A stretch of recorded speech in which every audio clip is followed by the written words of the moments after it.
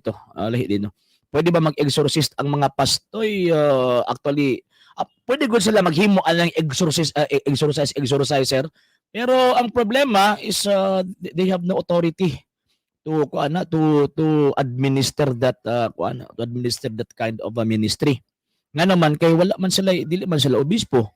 Bisan gani nga tong mga pari, dili na basta-basta dili na basta-basta mag perform of tawag ini ministry sa eksorsismo kung walay pagtugot gikan sa obispo.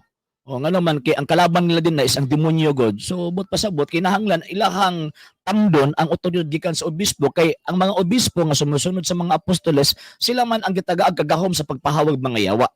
So ang question nimo sir, pwede ba sila? Siguro sila pwede pero para sa tuwa dili gyud na pwede sir. Nga naman kay wala sila authority from the bishop nga mag-perform og tawag ining exorcismo. So kana. Okay. So karon